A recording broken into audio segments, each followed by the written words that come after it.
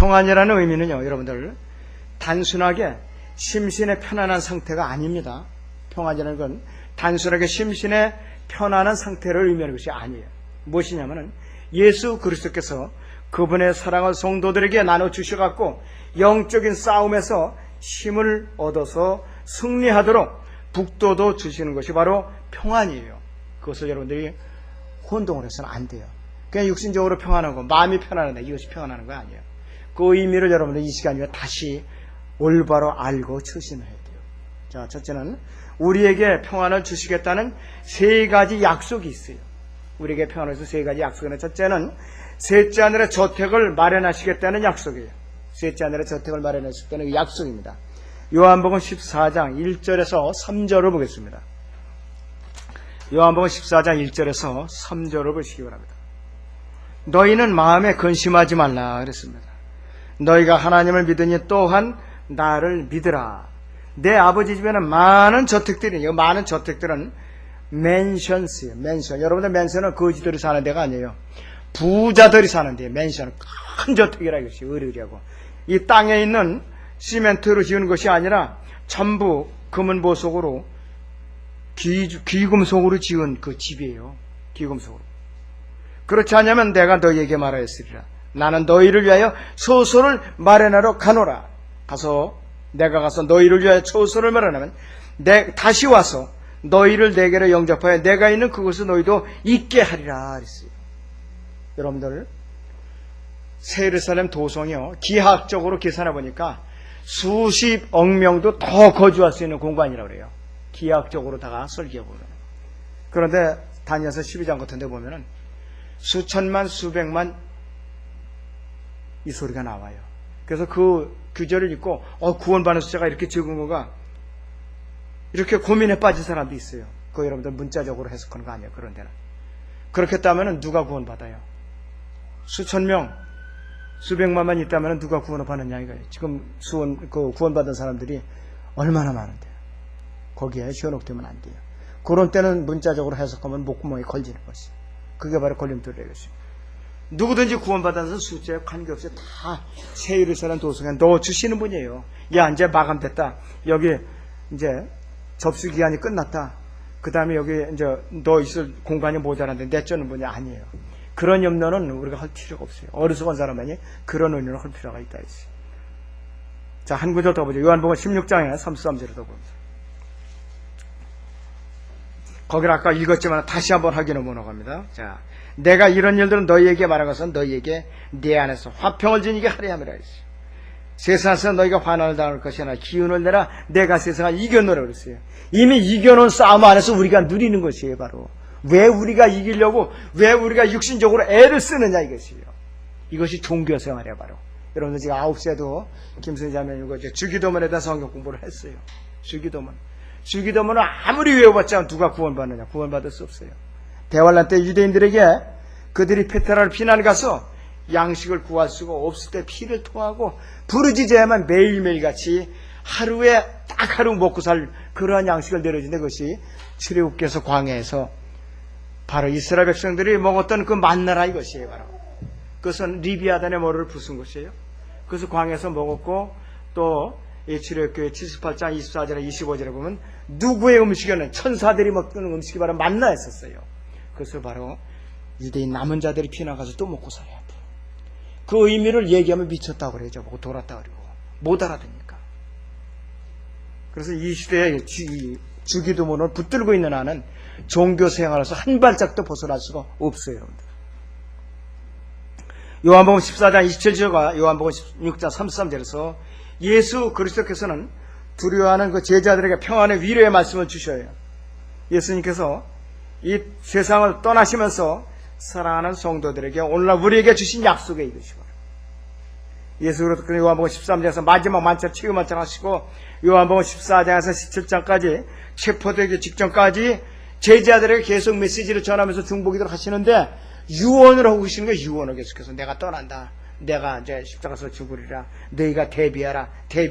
이렇게 유언을 하고 계시는 거라 이것이. 예수님께서 왕국복음을 전하시는 그 도중에서도 계속해서 그분은 자신의 죽음을 몇 군데서나 언급을 하고 계셔요. 그런데 제자들로 하여금 자신의 죽음 이후에 있을 일들을 준비하게 연습을 시키는 거야. 훈련을 시키는 것이. 마지막 순간이 다가오고 있어요. 체포하려고 사람들이 몰려오고 있다 이것이. 예수 그리스도께서는 제자들은 자신의 양떼를 떠나가는 목자의 심정으로 그들을 시끈하게 바라보면서 위로와 마지막 당부를 하고 계시는 장면이라 이것이. 이들은 항상 주님을 따라다니면서 3년 반 동안 모두 피로를 공급받았고 주님과 함께 생사고락을 같이 했던 약물이라 이것이. 그렇게 믿고 따랐던 그들의 목자가 죽음을 앞두고 있다는 말씀을 들었을 때 이들은 충격이 대단했지요. 아이고 이거 우리 어떻게 하면 사나. 가슴에 철렁했을 거라 이것이. 불안해하고 초조해하는 거 이루 말할 수도 없었을 거라 이것이. 이러한 그들에게 주님께서는 이러한 제자들에게 커다란 위로의 말씀을 주고 계시는 것이에요. 자, 그래서 예수 그리스도께서는 부활하신 이후에 셋째 하늘에 올라가셔서 하나님의 보좌 오른편에 앉아 계셔서 우리를 위해서 중보를 하셔요. 무슨 근거에 중보를 하시느냐 이것이에요. 갈보리 십자가에서 부활하시는 그 근거에서 그렇다 이것이에요. 로마서 8장 34절을 봅니다. 좀 성경 구절을 좀 많이 찾아보겠습니다. 로마서 8장 34절을 찾아봤어요.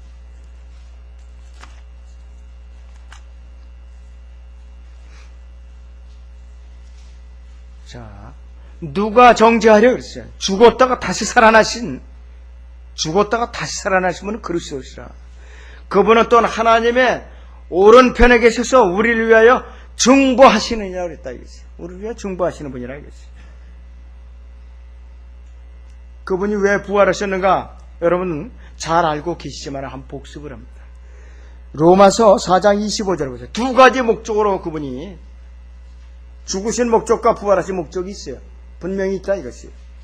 로마서 4장 25절을 보면은 예수께서는 우리의 범죄함을 전에 들으셨고 아담 안에서 타락한 죄인이기 때문에 우리의 죄를 구속하시고자 희생제물로 드려주셨고 우리의 의롭게 하심을 위해 다시 일으켜주셨느냐. 그분이 부활하시지 못하셨다면 우리는 여전히 불의 가운데 있어요. 우리는 죄인이라 이것이에요. 지옥 갈 수밖에 없다 이것이에요. 그래서 사도 바울은 만약에 주님이 부활하시지 못하셨다면 우리는 비참한 자들이라고 그랬어요. 비참한 자들. 여러분들 고린도 전서를 잠깐 보세요. 고린도 전서 15장 13절부터 보세요. 13절부터 18절까지 보시면은 부활이 얼마나 중요한가 강조하고 있어요. 이제 그리스도께서 죽은 자들로부터 살아나신 것이 전파되었는데도 어찌하여 너희 가운데 어떤 사람들은 죽은 자들이 부활이 없다고 말하느냐. 그러나 죽은 자들이 부활이 없다면 그리스도도 살아나지 못하셨으리라 그랬어요. 만일 그리스도께서 살아나지 못하셨다면 우리가 전파하는 것도 헛것이요 너희 믿음 또한 헛것이라. 뿐만 아니라 우리는 하나님의 거짓 증인들로 밝혀지리니 이랬어요. 이는 우리가 하나님께서 그리스도를 살리셨다고 증거하였기 때문이라. 만일 죽은 자들이 정녕 살아나지 아니한다면 그분께서 그리스도를 살리지 아니하셨으리라. 만일 죽은 자들이 살아나지 못한다면 그리스도께서도 일으켜지지 못하셨으리라. 만일 그리스도께서 일으켜지지 못하셨다면 너희의 믿음도 헛되고 너희가 여전히 너희 죄들 가운데 있는 것이라. 그렇다면 그리스도 안에서 잠든 사람들도 멸망한 것이라 했어요. 그러면 살아있는 우리는 어떻게 되느냐? 19절 보시죠. 만일 그리스도 안에서 우리가 바라는 것이 오직 이생뿐이라면 우리는 모든 사람과 같아서 가장 비참한 사람이라 했어요. 그분이 부활한 사실 없으면 우리는 비참한 사람이에요. 먹고 마시고 실컷 즐기다가 가는 것이 차라리 낫지요. 그러나 그분이 부활하신 근거 때문에 우리는 소망이 있는 사람들이겠어요. 세상에 사람들이 힘들어요. 직장에서 여러분들 괴로움을 당해요. 학교에서 왕따를 당해요. 걱정할 필요 없어요. 잠시 후면 우리는 변화를 받을 몸들이니까 걱정 의심할 필요가 없어요. 우리는 영혼을 목표로 두고 사는 사람들이에요. 세상에 있는 사람들은 죽으면 첫째 부활에 참여하는데 그들이 첫 번째 사망에 참여해요. 지옥을 일단 가요. 그리고 둘째 사망에 참여하는데 둘째 사망이 뭐냐? 영원한 지옥불에 던져질 백보자 심판이 바로 둘째 사망이에요. 첫째 사망은 지옥불에 들어가는 거. 둘째 사망은 영원한 저 불못에 던져지는 거예요. 우리는 반대로 우리는 영적으로 이미 부활했어요. 그 다음에 주님께서 공중으로 데려오시면은 우리는 첫째 부활에 참여해요. 영원히 죽지 않은, 영원히 썩지 않은 몸으로 변해된다 이것이에요. 여러분들을 엄청나게 복을 받은 사람들이요, 독특한 백성들이에요. 여러분들, 왕같은 제사장들이에요. 여러분들, 아무리 주위에 권력이 있고 학벌이 높고 저명인사하고 돈이 많을지라도 우리를 여러분들 비참하게 깔보고 멸시천대 할지라도 전혀 근심 걱정할 필요가 없어요. 그것을 극복할 수가 있어야 돼요. 왜? 여러분 하나님의 아들 중에 한 사람이고 왕같은 제사장들이고 천년 왕국이 이 땅에 세워지면 여러분들이 통치에 대해 참여한다 이것이에요. 그것뿐만 아니라 우주공간에 가서는 영원토록 우주공간을 우리가 주님과 같이 다스려요. 여러분들, 구약의 하나님의 아들들이 차지했던 그 통치 영역을 여러분은 우리가 대신 차지하는 거라 이것이에요. 그러니까 여러분들, 왜 기가 죽어서 사느냐, 어리석은 사람, 이럴 필요가 없어요. 자신만만하게 축 늘어져 어깨를 쭉 펴고 살라 이것이에요. 자신감을 갖고 살라 이것이에요. 자, 그분은요 또 어떤 일을 하는가? 마귀가 우리를 끊임없이 고소를 해요. 지금도 죄를 지면, 야, 너 그거 봐, 너 그 죄 짓고 온전할 거 어떠냐? 너 상급은 없어, 어림도 없어, 너 더 열심히 해야 돼. 더 이것도 지켜야 되고 저것도 지켜야 되고 종교 생활을 자꾸 끌어문다 이것이에요. 그럴 때에 우리를 위해서 변호를 해주셔요. 세상에는 변호사는 돈 안 주면 누가 변호해 줍니까? 어림도 없어요. 예수님은 영원한 무료 변호사예요 우리에게. 자, 언제까지? 마귀가 불못에 던져질 때까지. 그때까지 우리의 무료 변호사라 이것이. 요한일서 1장 9절을 봅니다. 요한일서 1장 9절을 보세요. 자, 요한일서 1장 9절을 보셔요. 자, 거기 보시면은 이렇게 우리에게 알려주고 있어요. 거듭난 이후에, 거듭나지 않은 사람은 이 자격도 없어요. 자백할 자격이 없어요. 왜? 영적 생명이기 때문에. 우리가 우리 죄들을 자백하면서 컨페스라고 그래요. 그는 신실하시고 의로우셔서 우리 죄들을 용서하시며 모든 불의에서 우리를 깨끗하게 하시느냐 했어요. 자백할 때마다 하루에 몇 번이고 여러분들 자백하세요. 아유, 내가 미안해서 어떻게 또 자백을 하나, 그러지 마시라 했어요. 체면 불구하고 자백을 하셔야 된다 했어요. 자백을 하지 않고 계속 쌓아두잖아요.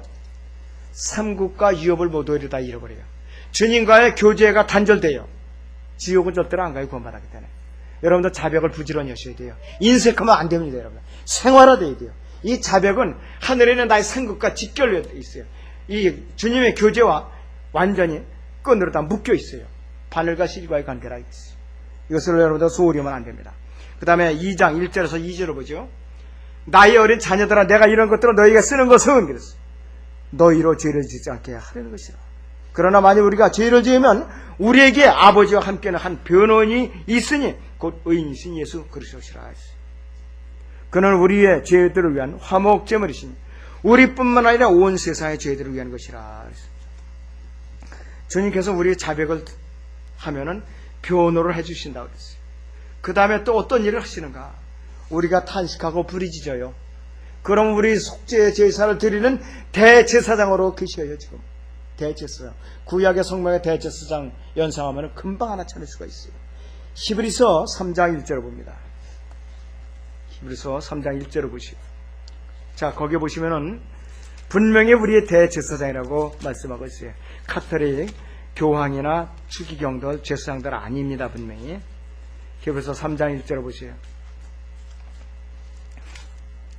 그러므로 하늘의 부르심에 참여하는 거룩한 성자들아, 우리의 고백하는 바 사도임의 대제사장이시니 그리스도 예수를 깊이 생각하는, 내가 범죄했을 때, 내가 낙심했을 때, 나의 마음에 상처를 입었을 때, 슬픈 일과 괴로움을 당했을 때, 세상으로 때 박해와 고난을 당했을 때, 우리의 사도임의 대제사장이신 그리스도 예수를 깊이 생각하라고 그랬어요.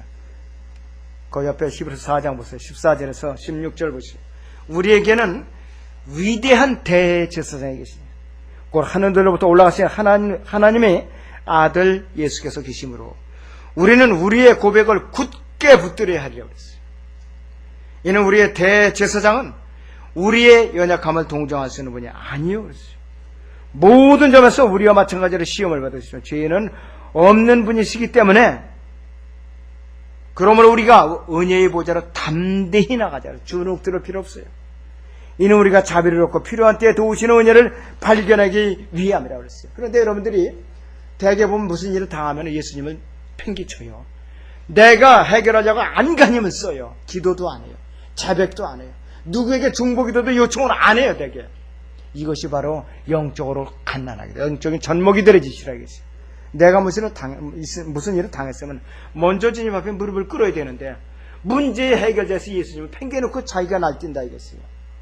여러분도 그래 본 적 있어요? 분명히 여러분도 있습니다. 거짓말할 수 없어요. 다 그런 경험을 갖고 있어요. 앞으로는 그거 버리세요. 먼저 예수님께 입을 크게 열라겠어요.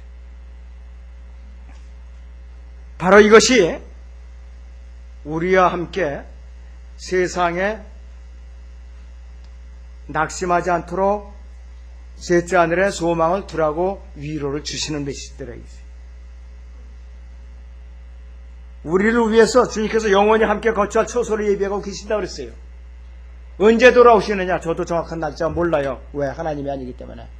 그래서 대략적으로 이제 주님이 오실 때 가까우고 있다 그래갖고 성경적으로 제레미야를 정하면 저 사람 미쳤다 돌았다. 그게 성경이 그 글자가 어디에 써 있느냐 이러고 따져요 사람들이. 그러면 저도 할 말은 없어요. 할 말은 없다 이것이요. 그러나 그런 사람들이 행위로서는 주님을 섬기질 않는 사람들이라 이것이요. 너무나도 딱한 일이 알 수가 없어요. 자, 바울은 오늘날 처져 있는 이 그리스도인들에게 위로의 메시지를 주고 있어요. 골로새서 3장 1절에서 4절을 보겠습니다. 골로새서 3장 1절에서 4절을 보겠습니다. 3장 1절에서 4절을 보시죠. 그러므로 너희가 그리스도와 함께 살아났으면 위에 있는 것들을 구하라. 거기에는 그리스도께서 하나님의 오른편에 앉아 계시느니라. 위에 있는 것들에 너희 마음을 두고 땅에 있는 것들에 마음을 두지 말라 그랬어요. 이는 너희가 죽었고 또 너희의 생명이 그리스도와 함께 하나님 안에 감추어졌기 때문이라. 우리의 생명이 있으신 그리스도께서 나타나실 때 그때 너희도 그와 함께 영광 가운데 나타날 것이라 그랬어요. 소망의 메시지예요. 소망의 메시지. 살아있는 말씀이라 이것입니다. 성경 우리가 하늘에 소망을 두고 살 때 평안이 있다고 말씀하고 있어요. 만약 성도가 하늘에 소망을 두지 않고 이 땅에 소망을 둔다면은 그 사람은 세상과 하나님을 동시에 껴안고 있는 사람, 둘 다 놓치기 싫었어요. 이것에 대해서 야고보서 1장 8절에서는 두 생각을 짓는 사람은 그의 모든 길에 안정이 없다. 불안해서 안절부절한 사람이에요. 표리부동한 사람이에요. 이선자라 이것이에요. 그리스도인이 땅에 소망을 두고 산다면은 그는 예수 그리스도 안에서 참다운 평안을 누릴 수가 없다 이것이에요. 땅에 소망을 두는 사람은 불안할 수밖에 없어요. 왜? 땅에 있는 것들은 언젠가 다 흔들리고 불에 탈 것이고 다 무너져 버릴 것이기 때문에 일시적인 것이기 때문에 다 소망이 없어져요. 소망을 둘 수가 없다 이것이에요. 여러분들 그 누가복음 12장에 어리석은 부자를 한번 생각해보세요. 비록 비유로 말씀을 하신 것이지만은 너무나도 풍년이 들어서 창고가 넘치니까 내가 더 곳간을 크게 늘려서 편안히 먹고 살리라 이렇게 아주 자기 혼자 고백을 하고 독백을 하는 거 중얼중얼 하고 있는데 잠을 자기 전에 이 어리석은 자여 네 혼을 내가 오늘 밤 취해가면 네 것이 누구 것이 되겠느냐. 그 순간에 바로 목숨이 끊어지고 말았어요. 지옥으로 갔다 이겠어요. 거기 갈수록 뼈 빠지게 이제 힘들게 이러던 종들에게 다 죽겠지요. 종들이 좋았겠죠. 그 주인 영감 잘 죽었다. 그렇게 달달 볶고 그렇게 인색하고 쌀밥 한번 제대로 안 먹여주고 혹독하게 그렇게 채찍질해 가면서 들볶더니 참 잘 죽어졌다. 고맙다. 아이고 우리가 다 찾아자. 남존일 시킨 거죠. 이럴 필요가 없어요. 주는 자가 더 복이 있다고 그랬다고 했어요. 주는 자가 더 복이 있다 이것이. 평안을 주시겠다는 주님의 두 번째 약속은 성령을 보내주시겠다는 약속을 하셨어요. 성령을 보내주시겠다. 요한복음 14장 16절을 보세요. 여러분들.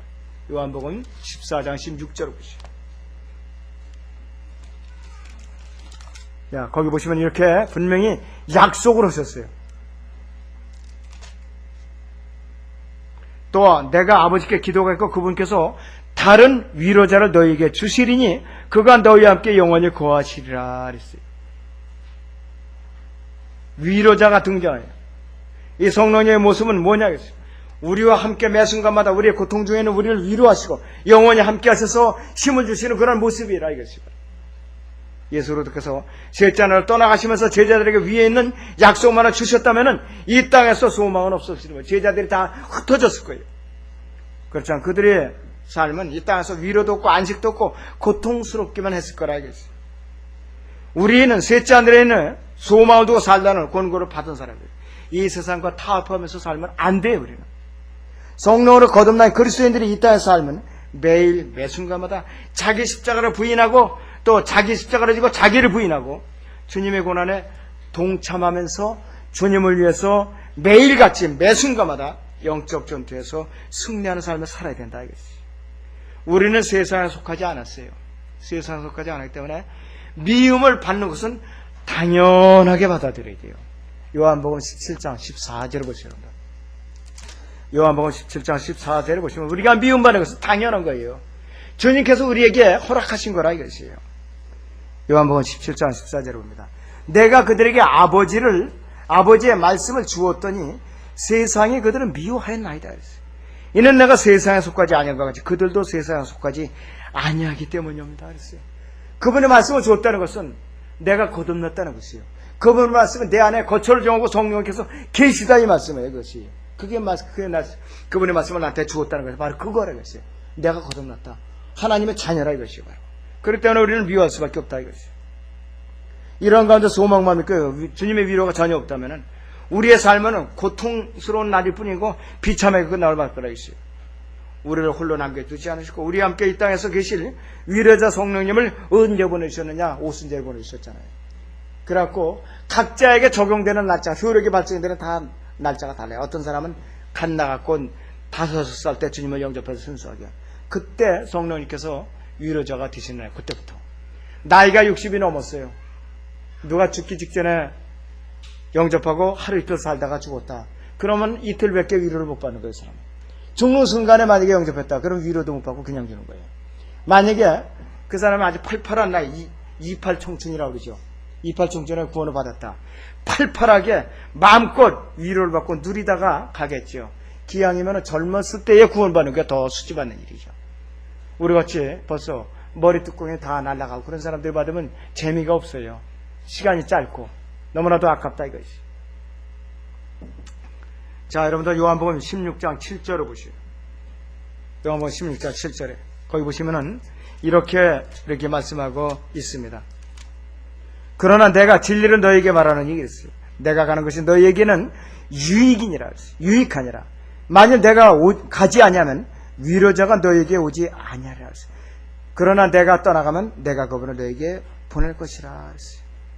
예수님께서 말해 승천을 안 하셨다면 성령님께서 이 위에 이 밑에 내려오실 수가 없어요. 교대 근무를 하시러 오신 거예요. 누구를 위해서? 전화 여러분들에서 교대 근무를 하러 오셨다 이거지. 자, 그럴 때는 우리가 성령님께서 동행하셔서 지금 우리가 영적인 생활을 할 수 있고 평안을 누릴 수가 있다 이것이. 안식을 누릴 수가 있다 이것이. 그래서 빌립보서 4장 6절 7절에서는 바울 사도가 지금 이 마지막 때로 살고 있는 우리에게 아무것도 염려하지 말고 다만 모든 일에 기도와 간구로 그랬어요. 너희의 구하는 것도 감사함으로 하나님께 알려지게 하라 했대요. 뭘로? 기도로 알려지게 하라 했다. 그리하면 모든 지각을 초월하시는 하나님의 평강이 그리스도 예수 안에서 너희 마음과 생각을 지키시라고 했어요. 조건이 따르죠? 분명히 조건이 따르죠. 주님 안에서 평강을 누릴 때에 기도와 간구를 할 때에 너희의 마음과 생각을 지켜주신다고 그랬어요. 기도도 안 하고 또 간구를 하지 않은데 성령님께서 역사하시잖아요. 질식하세요. 야, 제발 기도 좀 해라. 제발 좀 부르짖으라 그랬어요. 야, 내가 아주 질식해서 죽겠다.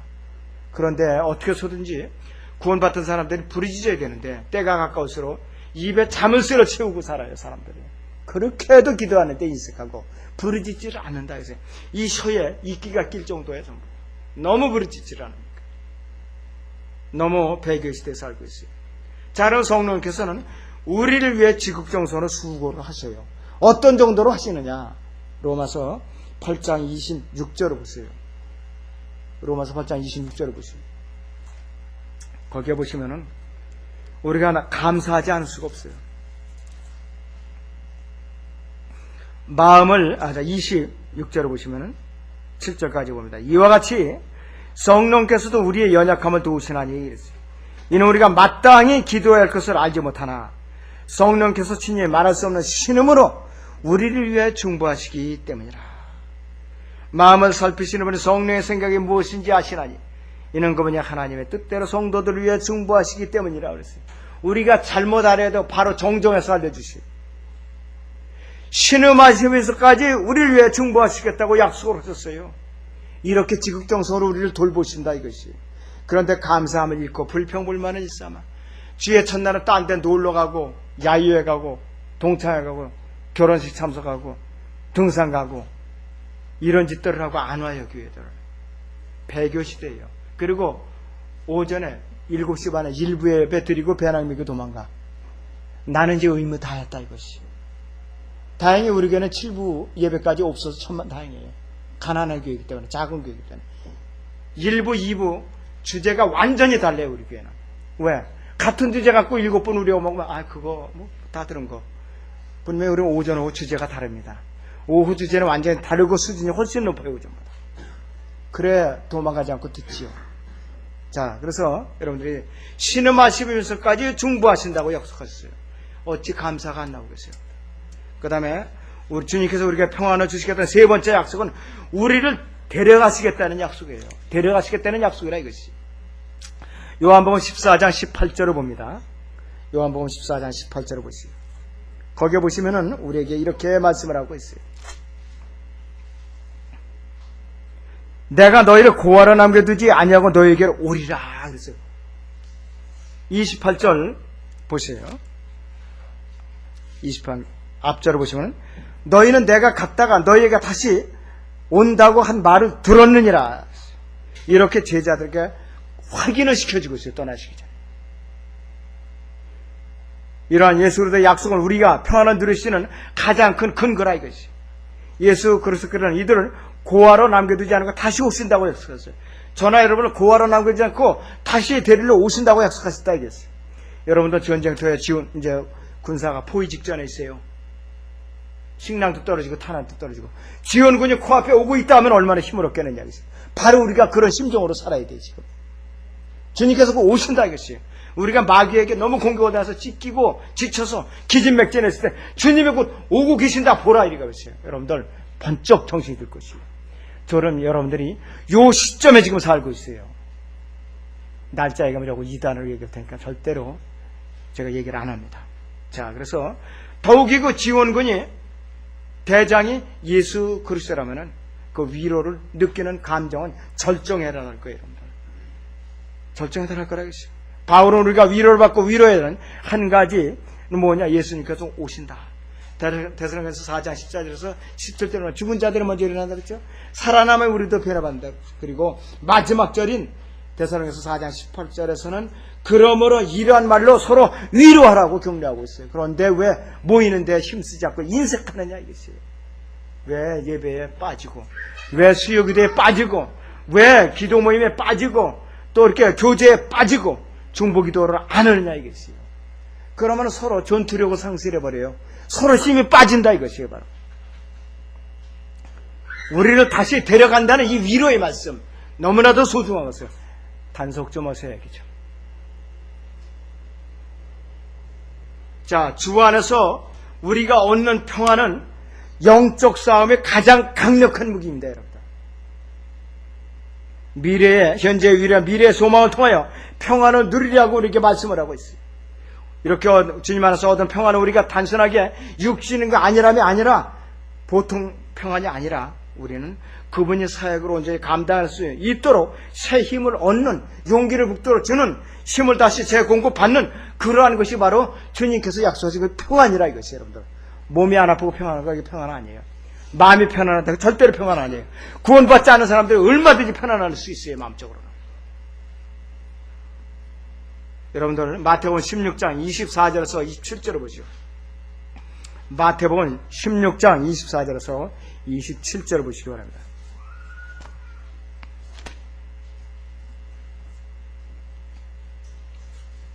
그때 예수께서 제자들에게 말씀하시기를 누구든지 나를 따라오려면 자기를 부인하고 자기 십자가를 가지고 나를 따라오라 그랬어요. 누구든지 자기 생명을 구하고자 하면 잃을 것이요 누구든지 나를 위해 자기 생명을 잃으면 얻으리라 그랬어요. 사람이 온 세상으로부터 자신의 혼을 잃는다면 무슨 이익이 있겠느냐? 또 사람이 자기 혼을 무엇과 바꿀 수 있겠느냐? 무엇과 바꾸겠느냐? 이것이. 사람의 혼을 무엇과 바꿀 수가 있어요? 불가능한 것이에요. 가치를 환산이 안 된다 이것이. 이 7절에 보시면은 이제 인자가 자기 아버지의 영광으로 자기 천사들과 함께 오리니 그때 그가 각자에게 그들이 행한 대로 상 주실 것이라고 그랬어요. 여러분들 인자라는 말은 사람의 아들이라는 말이 아닙니다. 예수님께서 초림에서 33년간 이 땅에 계셨을 때, 앞으로 이 땅을 밟고 재림해서 1000년 동안 통치하실 때 그 기간이 바로 인자라고 불리는 기간이라고 누차 말씀드렸어요. 이 땅에 예수님 몸을 입고 계시는 그 기간을 인자라는 이름으로 불리는 것이에요. 사람의 아들이라는 명칭이 아닙니다. 의미를 정확하게 알고 있어야 됩니다. 예수 그리스도께서 이 땅에 계시지 않는 동안 이들이 당할 고난인데 이겠어요. 우리가 당할 고난이라 이겠어요. 이 고난 가운데 우리를 평안하도록 지키시겠다는 거 약속을 하셨다 이것이. 예수 그리스도께서 그분이 떠나가신 이후 세상이 그들을 미워할 것이라는 사실을 알고 계시기 때문에 여러분들의 약속을 하신 거라 이것이에요. 요한복음 15장 19절에서도 만일 너희가 세상에 속한다면 세상은 자기 사람들을 사랑할 것이라. 뭐냐? 믿지 않는 자들을 사랑한다 이것이에요. 그러나 너희는 세상에 속한 자가 아니요 그랬어요. 내가 너희를 세상으로부터 선택하였느니라. 이러나 세상에 너희를 미워하느니라 그랬어요. 여러분들 세상에서 인기 만점이다, 대환영을 받고 있다 그러면 진정한 그리스도인인가 살펴봐야 돼요. 내가 세상과 야합하고 있지 않는가 이겠어요. 여러분들 한때 방송매체에 보도가 되고 텔레비까지 나오는 목사가 있어요. 코미디언 역할은 천재예요. 침례교 목사인데. 그러나 교리를 절대로 전하지 않아요. 복음을 절대로 전하지 않아요. 제가 한 대여섯 번 그 강의를 들어봤어요. 목사 아니에요. 그거는 절대로 목사 아닙니다. 여러분들 진리를 선포해야 돼요. 복음을 전해야 돼요. 교리를 전해야 된다 이거죠. 자, 그래서 성도들의 평안은 예수 그리스도께서 세상을 이겼다는 사실과 그 사실을 믿음에 근거한 것이라 이것이. 그래서 요한복음 14장 1절에서 너희는 마음에 근심하지 말라. 너희가 하나님 믿으니 또한 나를 믿으라고 말씀하신 이유라 이것이. 예수님께서 함께 하시지 않으면 어떻게 우리가 이 십자가를 질 수가 있는가 이겠어요. 예수님께서 함께 하시지 않으면 절대로 우리는 자기 십자가를 지고 주님의 고난에 동참할 수가 없다 이것이. 그런데 마태복음 11장 30절에서는 예수님께서 내 몽에는 쉽고 내 짐은 가볍기 때문이라고 했어요. 원리를 알고 보면 주님의 그 몽에는 가벼워요. 무겁고 고통스러우면 다 도망가게 돼 있어요. 자, 여러분들 예수님께서 주시는 평안으로 우리가 싸울 수 있는 이유가 어디 있는가 이겠어요. 마태복음 11장 30절에 근거하고 있어요. 우리 자신의, 여러분들 자신의 평안을 어디다 두고 있어요? 하늘에 소망을 두면서 살고 있는가? 예수님의 재림을 근거하고 있는 소망인가? 아니면 영적 전쟁에서 예수님께서 승리하실 것을 확실한 소망을 갖고 있는가? 그렇지 않으면 세상에다 소망을 두고 있는가? 어느 쪽이냐? 세상이나 하나님 편이냐? 이것이. 자, 반대로 세상에 주는 평안이 있어요. 세상에 주는 평안. 자, 요한복음 14장 본문 27절을 다시 보세요. 내가 너에게 화평을 남겨두나니 이랬어요. 나의 화평을 너에게 주노라 그랬습니다. 내가 너에게 주는 것은 세상에 주는 것과 같지 아니하니 너희는 마음에 근심하지 말고 두려워하지도 말라고 그랬어요. 주님께 주시는 평안과 더불어 세상에 주는 평안도 있다고 그랬어요. 주님이 주시는 평안이 있고 세상에 주는 평안이 있어요. 그런데 사람들은 자칫하면 믿는다고 하면서 세상의 평안에 푹 빠져 살고 있어요. 예수 그리스도께서 주시는 평안이 마음의 평안과 영적 전쟁에서 힘을 주신다면 세상에 주는 평안은 다만 육신의 쾌락을 위한 것이요 사라져버릴 것이든 소망, 자기 만족에 지나지 않는다 했어요. 여러분들 제가 방에 대한 것을 따져봤어요. PC방, 노래방, 게임방, 키스방, 뭐 무슨 만남의 방, 한 7, 8가지가 되고 방이라는 걸 쫙 따져보니까 좋은 게 하나도 없어요. 이런 방들이 전부. 그런데 10대들이 방값이 어디가 있느냐? 전부 방에 가서 PC방, 게임방 가서 눈을 부릅뜨고 눈이 벌겋게 충혈되도록 아무리 엄마가 돌아올 시간에 휴대폰을 아무래도 안 받아. 얘가 아예 꺼놓고 해 그냥. 참 무서운 세상에 인터넷을 켜보면 쫙 쏟아져 나오는데 참 무서워요. 스팸 메일이 어때도 쏟아져 나오는지 그런 세상이에요. 그런데 소망을 두면 그를 빨려 들어가게 돼 있죠. 나중에는 적그리스도가 글로 들어와요. 화면을 통해서 얘 평안했냐? 너 잘 있었냐? 들어온다 이것이요. 잡아먹히고 만다 이것이 말이고 있어. 무서운 세상이에요. 화면에 잡혀먹히고 말 것이에요. 자, 누가 본 그 아까 어리석은 부자 12장에서 나왔던 어리석은 부자라고 했어요. 세상에 그 사람은 평안을 누리려고 꿈을 꾸다가고만 불행해도 지옥불에 던져지고 말았다 이것이. 인간의 본성이 악해요. 인간의 본성이 악하다 이것이요. 로마서 6장 17절을 보세요. 로마서 6장 16절을 봅니다. 로마서 6장 16절을 보시오. 너희가 자신을 종으로 여들어 누구에게 순종하든지 너희가 순종하는 자의 종이 되어 죄의 종으로 사망에 이르든지 혹은 순종의 종으로 의에 이르는 줄 알지 못하느냐. 구원받는 것도 교리로 구원받는 거예요. 17절에 하나님께 감사드리는 것은 너희가 죄의 종이었으나 너희에게 전해진 교리의 본을 마음으로부터 순종하여 죄에서 해방되어 의의 종이 되었습니다. 교리의 본을 마음으로부터 순종하여 죄에서 해방되어 의의 종이 되었습니다. 성경대로 죽으시고 장사했다 셋째 날에 부활하셨다는 것이 교리라 이것이에요. 구원의 교리, 복음이라 이것이에요.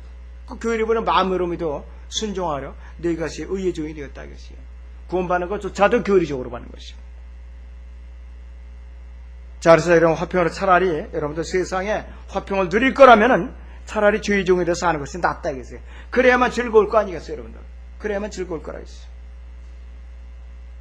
자, 그래서 세상에 어떤 풍파가 닥쳐와도 우리는 반석에 집을 지은 것처럼 요동하지 않고 기쁨을 누릴 수 있는 평안은 뭐냐? 주님께서 우리에게 약속을 하셨기 때문에 처서를 말하면 또 나에게 우리에게 다시 데리러 오시겠다 그랬고 또 우리에게 성령을 보내주겠다 그랬어요. 우리에게 지금 성령님이 계세요. 세상은 곧 멸망할 것같이 여러분 매일같이 뉴스를 보세요. 불안한 것 투성이에요. 긍정적인 뉴스 한 건도 없어요. 지금 세상에는 뉴스로 밥 벌어먹고 사는 사람들이 출근은 뭐 어떻게 써든지 한 건을 만들어서 방송을 해야 월급이 자기가 받아먹게 돼 있으니까. 그래서 부각을 시켜서 뉴스를 만들어야 돼요. 어떤 면으로 부정적으로 또 아까처럼 아주 교사한 것들을 발굴해가지고서 특정해가지고 그 특종이 여러분들 혼을 갖다 좀먹이는 특종들이라겠어요. 아무쪼록 조심하고 잘 걸러서 듣고 봐야 된다겠어요.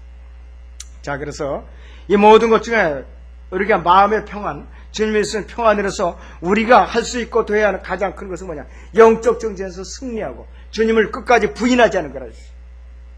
그래서 우리는 주님의 주는 평안이 아니면 이 세상에서 잠시도 살 수가 없어요. 불안해가지고. 자, 그래서 그분께서 다시 오시면은 그분의 위로와 칭찬과 존귀와 영광을 우리는 함께 받고 누리는 것을 생각하면은 여러분들 마음이 설레이죠. 곧 오십니다. 그분께서는 곧 오셔요. 자, 그렇기 때문에 우리는 항상 마음에 우리는 성경 한 구절을 품고 살아야 할 필요가 있는데 요한계시록 맨 마지막 끝장을 보죠. 22장 끝절. 요한계시록 22장 끝절을 봅니다. 요한계시록 22장에 여기를 보세요. 20절 보세요. 20절부터 21절까지.